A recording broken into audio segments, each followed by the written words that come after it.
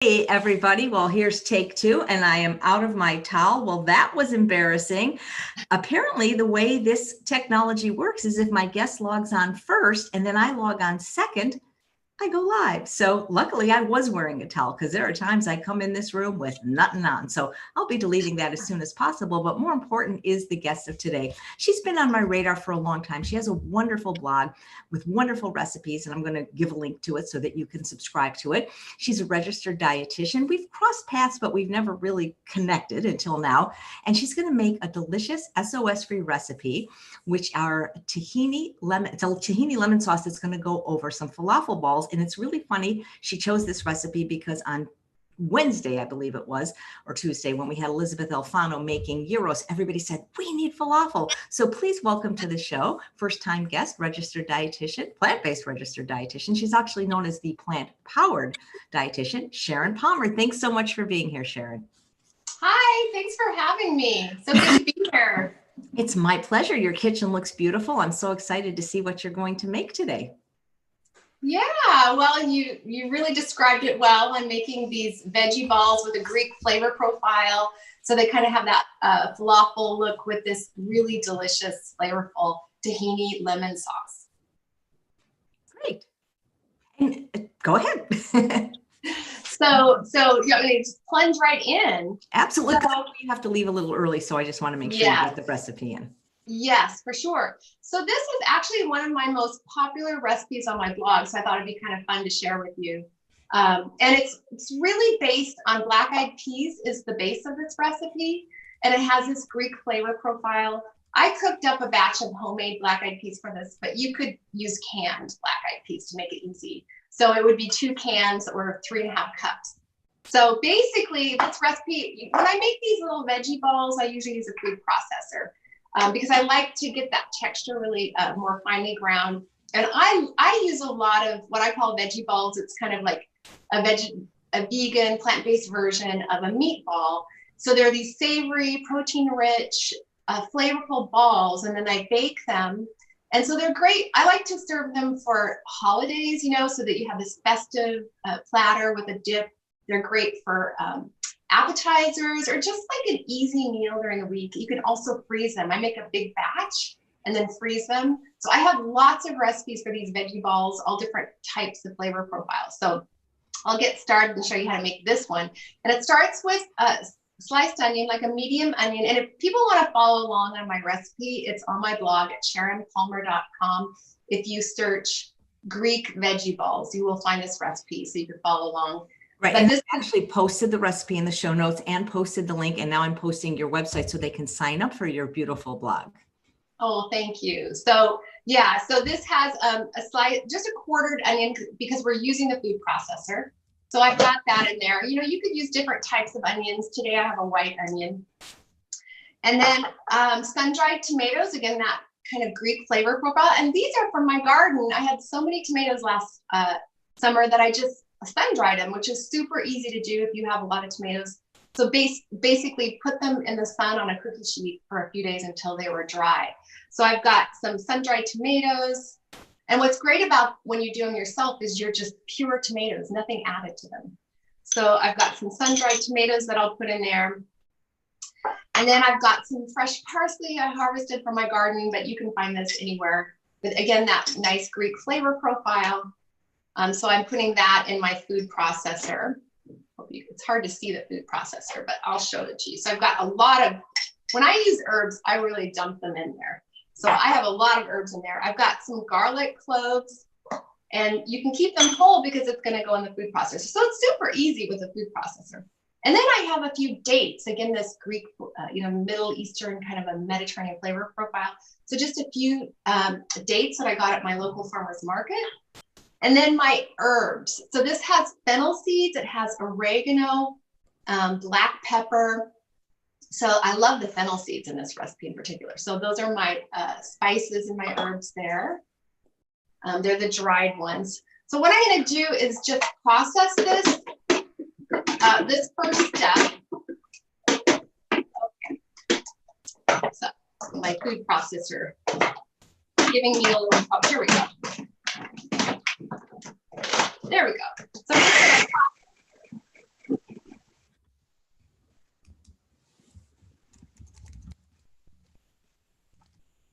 just basically want those veggies to be ground pretty finely for this first step. It's on me. So, hey. Yeah, so my veggies are finely ground. I know it's hard to see that on this screen, but my veggies are nicely ground now, just a couple of minutes. And now I'm going to add some of my dry ingredients. So I have almond meal. You could also use peanut meal, hazelnut meal. So these are these nut flours that are made into meals or defatted. So it's not the same as just ground nuts, but you can find this almost anywhere. So this is almond meal. So I've got half a cup that's going to go in there. And this is going to what's kind of bind it together. And then I have some whole wheat breadcrumbs. So I like to make my own breadcrumbs, which is a really great way to use up stale bread. So I've got some whole wheat breadcrumbs. And then I've got flaxseed. So this not only adds a lot of healthy omega-3s, but it is going to help bind this recipe. So I've got my flaxseed, and now I'm going to process it again a little bit, just a little bit. Now, when I make a veggie ball, I don't want it to be liquefied. You have to be careful with a food processor. If you go too far, it becomes like a smoothie. We don't want that, but we just want that nice ground texture. So I just did a little bit to get those flour ingredients, and now I want to put my black-eyed peas. And I do not like overly mushed up peas in my veggie burgers or whatever I'm making. So that's why I wait till the end, and I just add them just a little bit in there to get them a little bit softened, a little bit chopped, but I still like a little texture. So I'm going to add my black-eyed peas to the food processor. And you know, if you wanted to try a different bean, you could easily do that in this recipe. Like, for example, if you don't have black-eyed peas and you want to make this recipe, I love it with white beans, cannellini beans. It could really be any bean that you're going for. But I really love just that kind of earthy flavor of black-eyed peas in particular. And this makes a big batch. So you can make up a big batch and enjoy it later.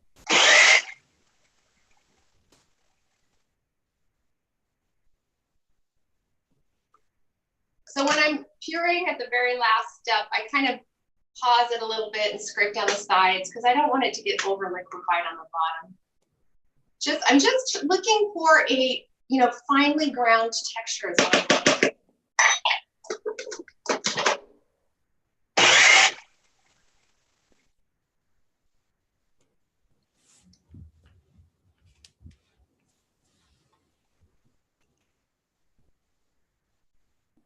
Hey, good to see you back, Jesse. We missed you yesterday, and Dina as well. We notice when you're not here. We take roll. Just kidding. Did you go to Loma Linda, Sharon? I did. That's awesome. What that must have been a great program and a great school. Yes, I studied at Loma Linda before it was a blue zone, and it was so far ahead of its time. I didn't appreciate, it was a plant-based campus, completely meat-free community. I never really even stopped to realize how special that was. I'm sure you have a lot of followers who are from Loma Linda who studied there. And even guests, Hans Deal, who's going to be a regular fixture.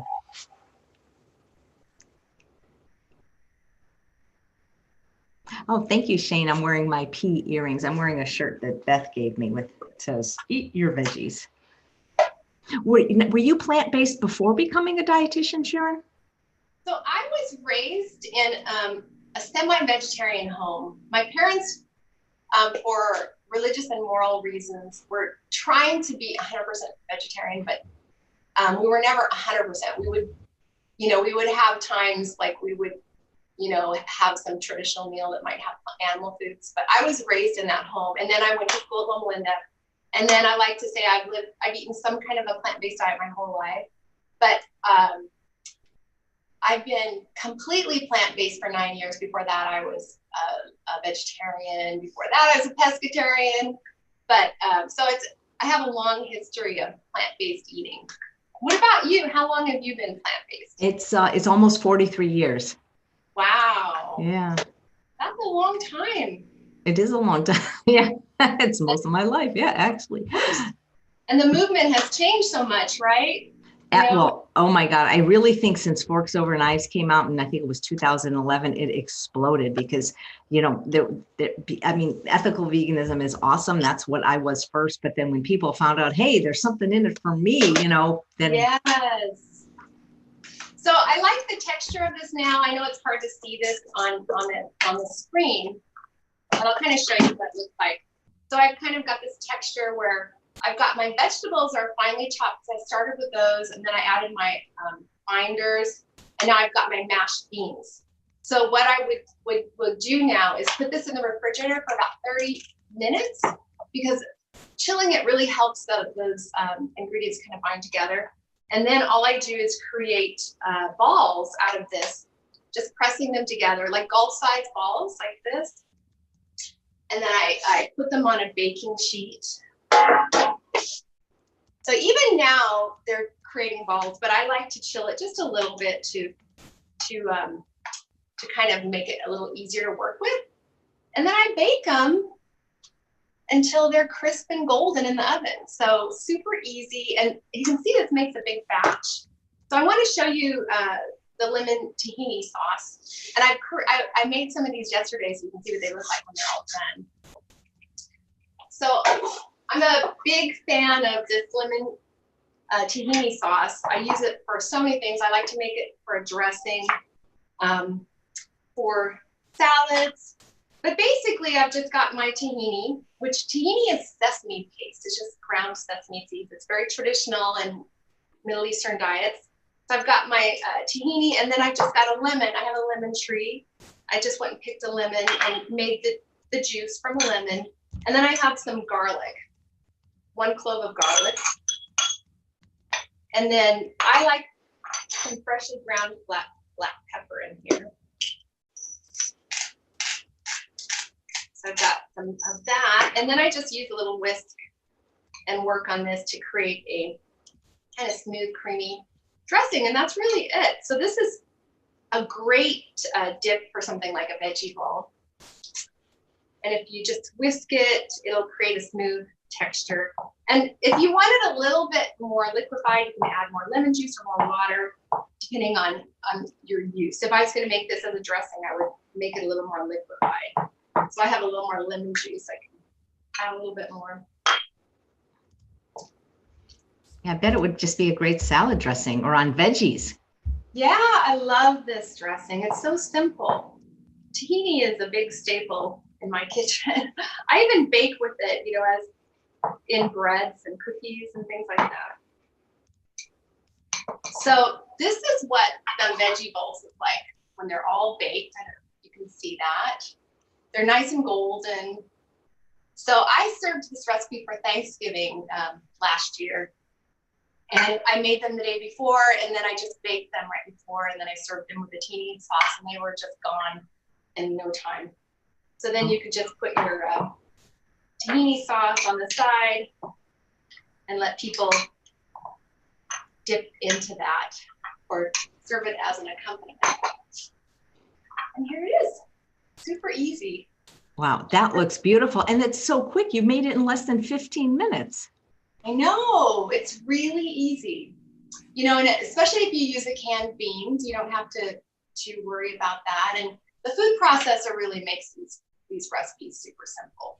So when it comes to this is very similar to the way I make my own veggie burgers, that same kind of process where I use the bean, I use some sort of either oats or cooked quinoa, a lot of herbs and spices, flax seeds as a binder, and then I chill them and then flatten them and bake them. So that they are so good. And it's great when you make a big batch like that, you can have them during the week.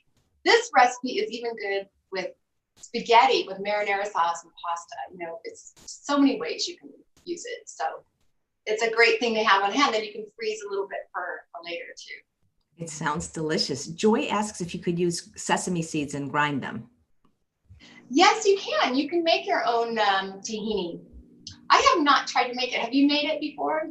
I haven't, just because I'm lazy. If there's already a product that exists, I usually just buy it.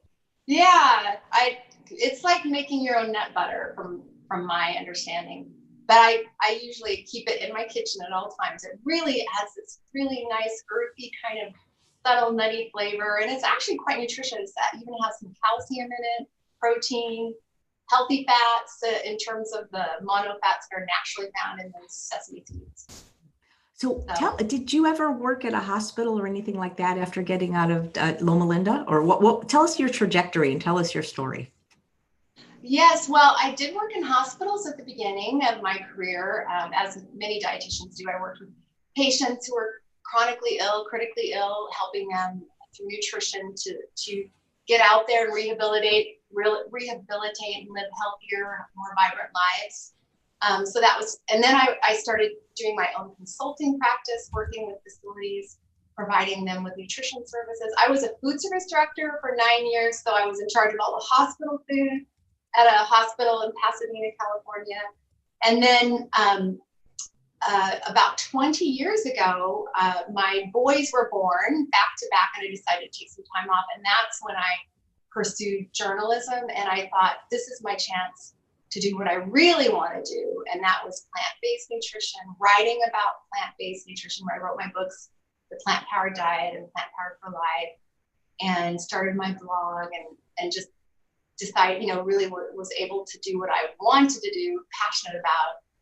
And then since then, last year I finished my master's in sustainable food systems. So now I'm connecting all of these dots, with plant-based, with sustainability, with the power of our diets, not only for our health, but the health of the planet. So it's a really exciting, satisfying work that I'm doing now. When you what hospitals did you work at? And when you were working in a hospital, did you notice that so much of the chronic disease was linked to people's diets? Yes, for sure. And when I started nutrition, it was way back. And even at Loma Linda, as progressive at Loma Linda as Loma Linda was, we were still way behind when it came to, we were really looking at diets as a way to treat diseases that were already existing rather than prevent them. I mean, it just was not where we were thinking. Nutrition always came out of this place of deficiencies, like what's wrong, with human diseases and all these kinds of things. It never really was footed in prevention.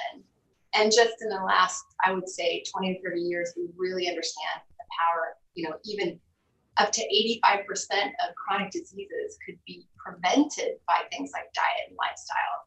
So these are all kind of new things that we're exploring in the last couple of decades. So things have changed dramatically. But in hospital settings, I would often work with somebody who's newly diagnosed with diabetes or, heart disease. And it's interesting because at that time, eating a healthy diet was just such a challenge for many people because healthy was decidedly non-delicious, unappealing. People just immediately, you said healthy, they just thought of just, the most boring, bland food. And indeed, we didn't make the tastiest healthy food back in those days. And now, that your food, things like this, it really shows that healthy food is so delicious. I mean, everything I eat is delicious, and I know that you're the same way.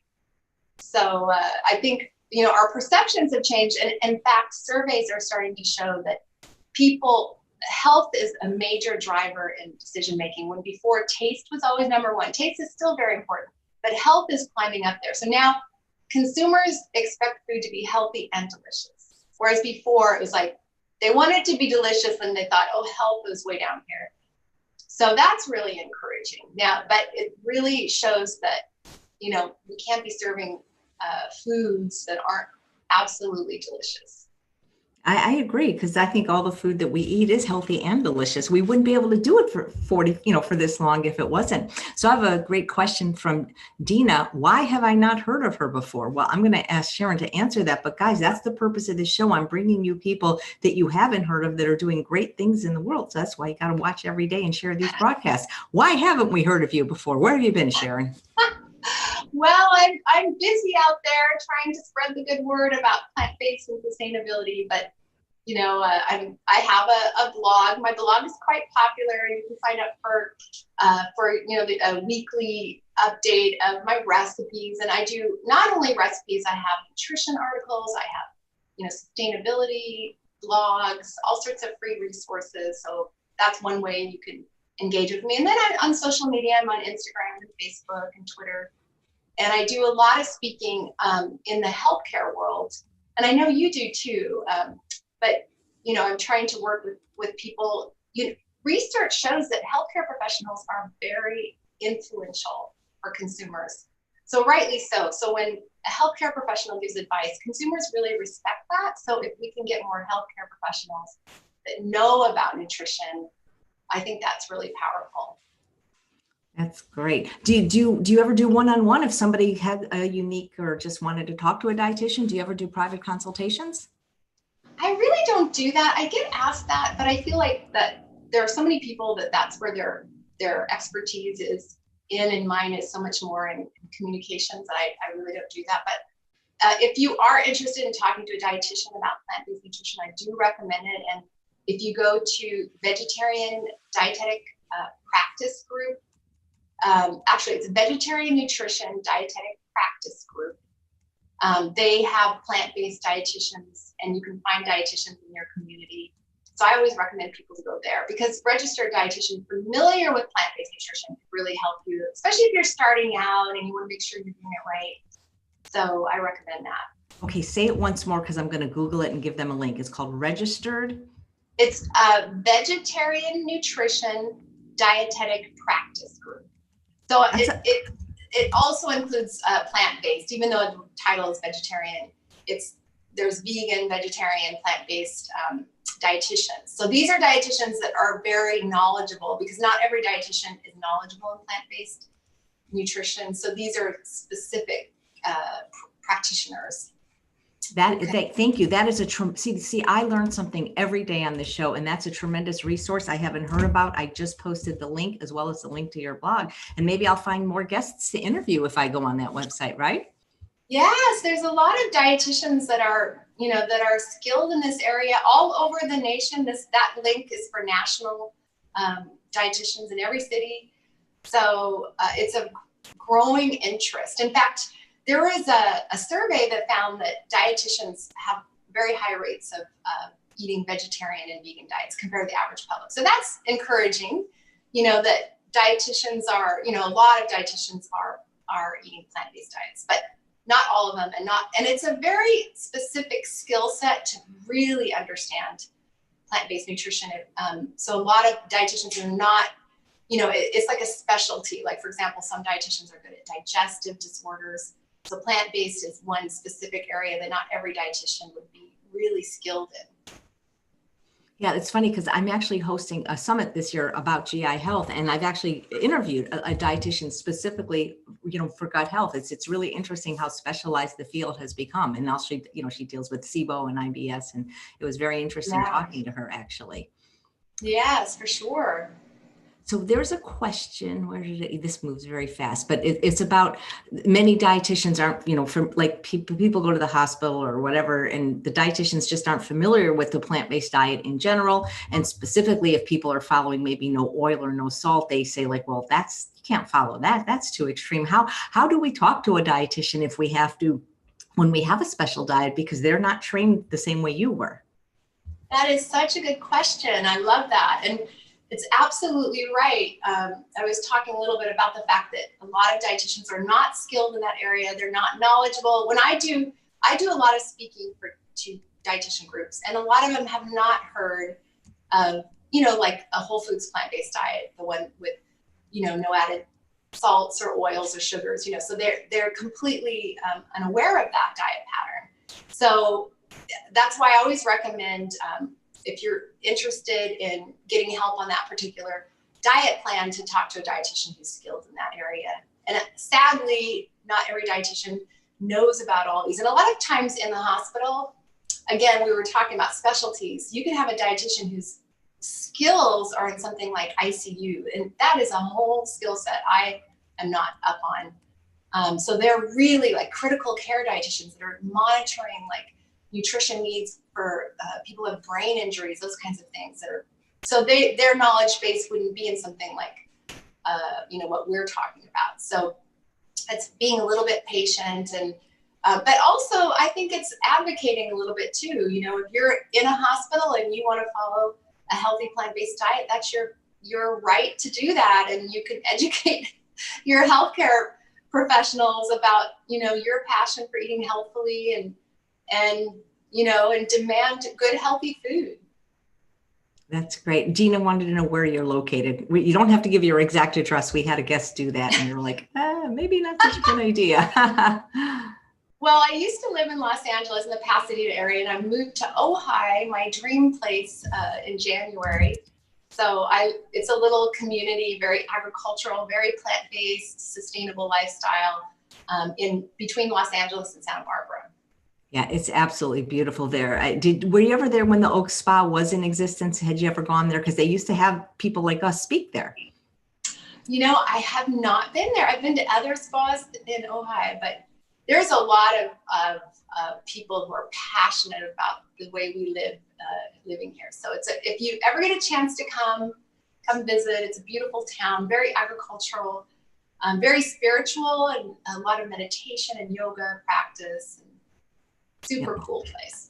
Nadej says she follows you on Twitter and that you're great and that you also have great cookbooks. And Brenda has a question. Could I please get her thoughts on the current DHA, EPA, B12, D3 supplements available, like Complement in the algae oil from Hippie Farm?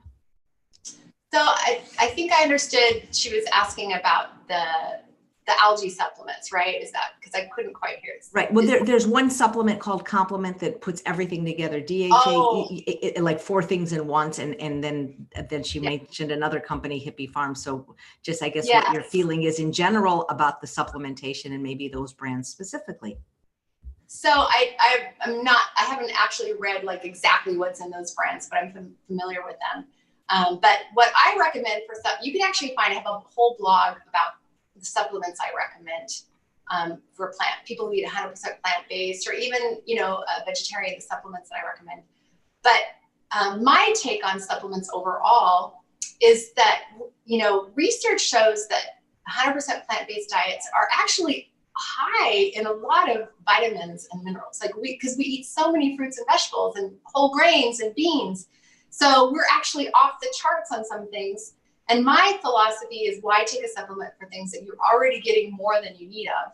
Things like vitamin C, vitamin E, vitamin A, vitamin K. And a lot of times these general supplements have all these things we're already getting enough of. So I like to highlight the things that I know that I could be a little bit short on. And each person has their own individual needs, which is why I really like the idea that one time in your life you could sit down with a dietitian who's experienced in plant-based and look at your diet. Because if you're an athlete who eats 4,000 calories a day, it's totally different than someone my age who only needs about 1,500 calories a day. So, there are differences in our genetic profiles and our metabolic rates. But anyway, the nutrients that vegans have to be a little bit more careful about getting would be B12, of course. So always supplement with B12. Then things like iron and calcium, it's completely possible to get them in a diet that's healthy and filled with a balance of all these whole grains, green leafy vegetables, pulses, legumes. But, if you're just a little bit marginal, that might be an area to look at your intake. And then, of course, things like omega-3s. This is very interesting. We need to learn more about it because we now have algae omega-3s that have the long chain DHA and EPA, which is a relatively new thing on the supplement market. However, this has been part of nature forever. That's how fish got their omega-3s, by eating these algae. And now these algae are available for us to consume. So I actually recommend using them, even though I don't think there's enough evidence to say we have to use them, because you can convert our short chain ALA, things that are found in walnuts and flax seeds, that kind of omega-3, we can convert it to those long chain, but at a lower level. So, people have been eating this way for a long time, so they must have been converting. We don't have any evidence to show that people who ate plant-based diets were somehow short of omega-3s. in terms of any health outcomes that are flagging a concern. So it's more of a precautionary thing to use algae. I use the algae though. I think it's a good idea. So it's interesting. So some of these, what I like about some of these products is they're providing you only the nutrients that you might be short on in a plant-based diet. You don't need to get all the vitamin C and all that stuff that you're already getting so much of in your diet. So that's one reason I support these kind of supplement brands that are targeted towards plant-based diets. That's terrific. Thank you. Dina, D-E-N-A, not to be confused with the other D-I-N-A, Dina that's watching, asks about the recipe. Is there a way to make it gluten-free? Because I would imagine you can get gluten-free breadcrumbs or maybe use oats or something like that. Absolutely. You know, this recipe, I've used oats instead of the breadcrumbs. And if you grind them, it'll work just fine. And you could use gluten-free breadcrumbs. I have used gluten-free breadcrumbs for this recipe too. So then it would be gluten-free. So that's a great swap out. And you know, you can always use these recipes as generic kind of guidelines. If you like different spices, swap the spices. If you like, as I said, different beans, try different beans. But it's quite, you know, you can convert those ingredients quite easily. Terrific. Jessie says, when you went back for your MS at Green Mountain College, did you notice any change in the nutrition education? And yes, it's interesting because, well, so I got my master's in sustainable food systems at Green Mountain College. So, so I started looking at nutrition through a different lens, not just, you know, nutrients, not this reductionist sort of approach to nutrition, more of a holistic approach about how about our diet patterns impact our health, and also things like social, cultural impacts of our diet. So the Western diet, more and more, is really, it's not just human health that the Western diet has caused problems with, but it has caused problems with our environment. There's a lot of research, as well as our agriculture. So it's like this cycle.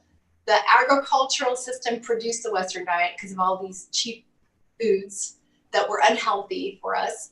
And then because we eat them, then we keep growing them. So this cycle, so breaking that Western diet is not only good for our human health, but also good for the planetary health, because research consistently shows that plant-based diets are so much better for the planet.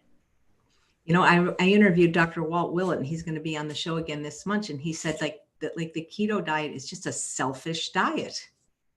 Yes. And there's a new study that showed the environmental impact of the keto diet.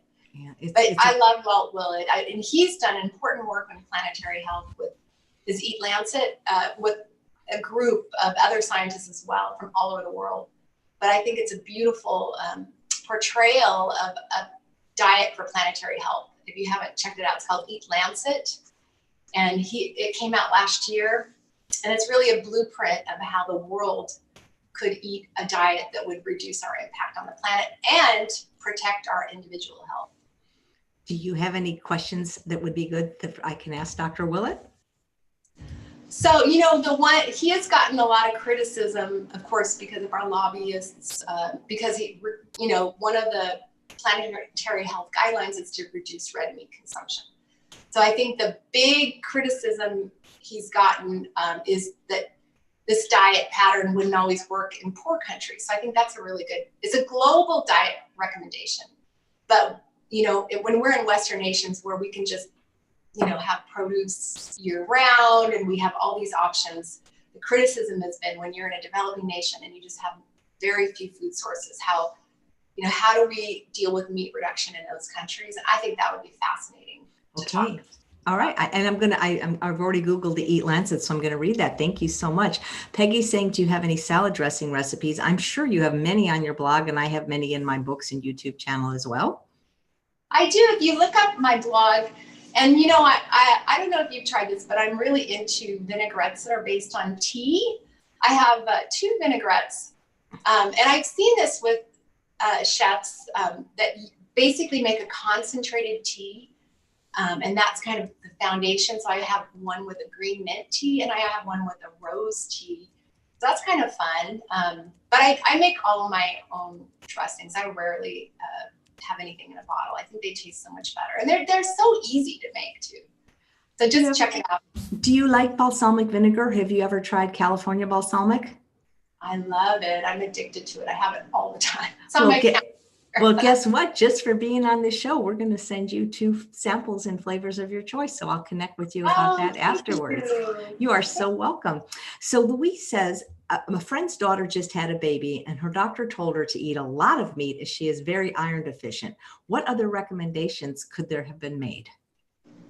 Yeah, you don't have to have meat to get plant-based iron. There are sources of plant-based iron and pulses, whole grains. So if you eat a diet, I always recommend that you should have a whole grain at every meal and a pulse, some sort of a plant protein, whether it's soy foods or pulse, something like beans or lentils or dried peas, or nuts and seeds that are rich in protein at every meal.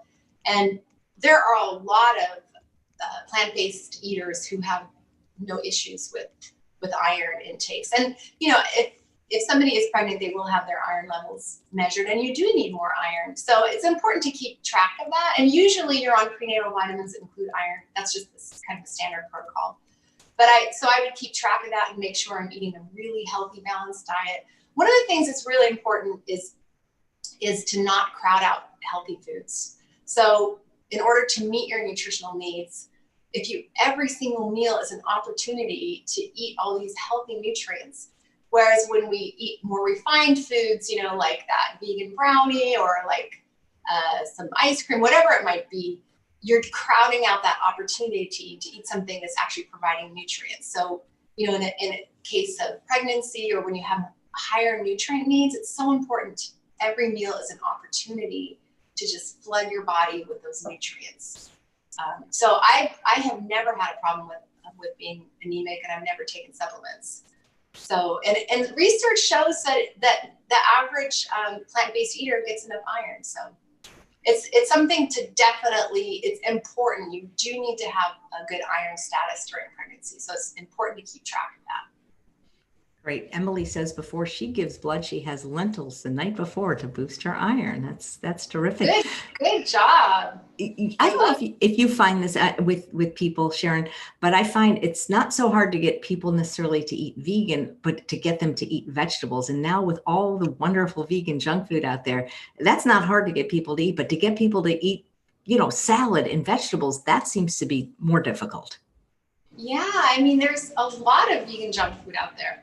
And, the beauty of a plant-based diet is eating whole plant foods. That's where all those benefits come from. So, of course, I'm not a purist. I don't say you have to be perfect at every meal, but, it's important to try to get the benefits of those whole plant foods. And I think there's a really great renaissance right now for vegetables because you see all these amazing preparation styles now. People are grilling, they're roasting, they're caramelizing, they're just making all these really gorgeous salads and slaws and bowls. So, vegetables have gone from being boring to kind of sexy. Like cauliflower is just over the top. It's on every restaurant menu. So how did cauliflower become so cool, So that's encouraging. That's great. Sandy would like to know what you eat in a day. Yes. Well, I usually start out my day with steel cut oats. I'm a big fan of that during my week when I'm working. And I always have whatever seasonal fruit, like right now, the stone fruit's in season. So I have some peaches right now. I always have some kind of a nut for protein. And for, those healthy omega-3s, I like walnuts or pistachios or flax, something like that. And then I have plant-based milk. I use unsweetened soy milk. So that's kind of my go-to breakfast. And then for lunch, it'll a lot of times be like something left over from dinner, maybe like this today. I made a beluga lentil bowl for dinner last night. So I had exactly one portion for lunch today. So it's like beluga lentils with roasted vegetables and kale. And then for dinner, I like to make something a little bit more fun, like maybe something like these veggie balls or a shepherd's pie, or like pasta, something a little, and I always follow the seasons. So right now I'm looking at, now we're getting tomatoes and I have zucchini in my garden. So, ratatouille, all the things that I can make with those seasonal vegetables, but kind of following the formula of seasonal vegetables, of plant protein, such as tofu or pulses, and then whole grain. Nice. Dina wants to know how you feel about peanuts and peanut butter. I do love peanuts and peanut butter. I use it as a delicious meal or snack. So on whole grain bread or something like that, I put peanut butter, and I think, it's filled with protein. It has the healthy types of fats, and it's in the pulse family. It's in the legume family, actually. So that is a good source of protein that I can add to my diet. Plus, I also use it in cooking and baking too. But have you ever had a weight problem? Because I work with a lot of people that are self-proclaimed food addicts, and peanut butter is not something they can really moderate very well. Oh yeah. There's that side of it. I mean, I definitely have to watch my I have to regulate the amount. I can't just go crazy. It is dense in calories for sure. So when you're talking about all the nut butters, you have to keep an eye on that and keep your portions to a modest amount, because it is dense in energy for sure. Right. Well, I know you have to leave in a few minutes. I think we have time for one more question from Nels. And she says, how did you start your own nutrition practice? I just got my RD and want to open a plant-based practice. And congratulations, Nels. Wow, congratulations. That's great. It's really hard to get going into plant-based. I wish there were more opportunities, but I think there are more opportunities, but I would like to see even more. But what I usually tell people is, when you start out as a dietitian, sometimes it's hard to get your dream job. So as I did, I took whatever job I could find at that time, working in a hospital, and I started building my resume, started learning about nutrition, started becoming more seasoned, more experienced.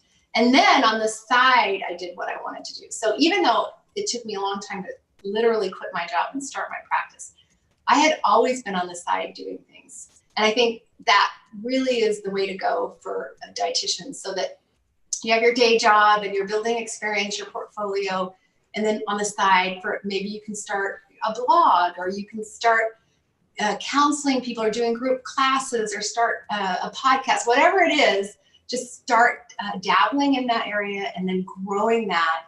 And then when you can afford, one of the great things about the world of dietitians is it's pretty easy to find a part-time job. So maybe you can cut back to part-time on your day job and keep nourishing your dream job, and then keep connecting with all these like-minded people to look for opportunities. Right. Here's a good question. What's the difference between a dietitian and a nutritionist? Because so many people call themselves nutritionists, but they're not an RD. Yes, a registered dietitian goes through the registration process. So when you see a registered dietitian, just like a registered nurse, they've been registered. It requires a minimum of a bachelor's degree, which has just been upgraded to a master's degree. So you would have to have a master's degree for new dietitians, and a 1-year internship. So, we have a huge knowledge base on biochemistry, physiology, all of these parts of nutrition, whereas somebody can call themselves a nutritionist if they just took one course online and, maybe work at a gym or something like that. So actually, if somebody's calling themselves a nutritionist, it's important to look behind that and see what their credentials are. So registered dietitian is kind of like the gold standard for having that background in nutrition. Yeah, because you guys had to go to school a really long time. Yes, and study. And the one thing that's great about dietitians, we may not all agree on everything, just like physicians. That broad base of knowledge helps us filter through things, so it's easy for us to see, oh, well, there's a body of science that tells you this. This is just this is a bad diet, don't do this, or like this one study that you might see a headline in the news. We're pretty good at being able to say, okay, this is the overall body of science that's going on. And so don't be distracted by these little things that you see here and there. Nice. So do all you wonderful plant-based dietitians like you and Vasanto Molina and Brenda Davis, you guys just hang out all day and play bridge, or how's that work? Oh, you just named some of my favorite dietitians. So, yeah, but do you guys like have meetings? I mean, because I think it would be so fun to, yeah. And I was being serious and joking at the same time. Yeah. Like, do you guys like, is there a vegan or a plant-based dietetic association where maybe you guys have conferences or meetings that us lay people don't know about? Well, this one organization I mentioned, the vegetarian group, all of those dietitians are in there. And, you know, we all know each other. We share emails, you know, we collaborate. Every time there's a nutrition conference, we find each other, but we should probably have a more formal kind of network. But we always find each other. And in fact, I'm writing a big article in a science magazine about plant-based diets and omega-3s, what we were just talking about. And I plan on interviewing all of those dietitians for my article. That sounds great. I just posted the link to your blog again. Please sign up, guys. I don't subscribe to very many blogs, but that's one of them. She has beautiful recipes and other resources. And why don't you tell us what your books are, where we can get them, and where somebody could follow you on social media? Yeah, my books, my first book was called The Plant Powered Diet, and then my second book was Plant Powered for Life. So the first book was kind of a Bible of how to eat a plant-based diet. And then the second book was more of a quick, easy guide with recipes. And I have a new book coming out called California Vegan, which is about the California lifestyle, the plant-based lifestyle. That's going to come out in early 21. And then I'm actually working on another book about plant-based diets for diabetes for the American Diabetes Association. So you can find those there, but you can find them on Amazon, Barnes and Noble, and then I also sell autographed copies on my site too, if anybody wanted those. So they're pretty easy to find. And then I have a lot of resources. I have a free home gardening guide because I'm a huge advocate of growing your own food. I have a Go Vegan toolkit. So if somebody wanted to take a challenge, a free toolkit to get started. And then a plant-based pantry toolkit on my blog at SharonPalmer.com. That's great. Well, thank you so much, Sharon. It was so nice getting to know you. And it's just amazing how quick and easy that delicious recipe came together. So thank you for that. And hopefully people will jump on over and subscribe. And thanks all of you guys for watching another episode of Chef AJ Live. Come back this weekend where we're taking a break from the cooking demos and we're having all psychologists all the time. On Sunday, we have Dr. Jen Hawk at 11. And tomorrow we have Dr. Doug Lyle. And they've got some big announcements, especially Dr. Lyle. You will not want to miss it. Take care, everyone. And I promise to have clothes on from now on. And thank you so much, Sharon. Thank you. Bye.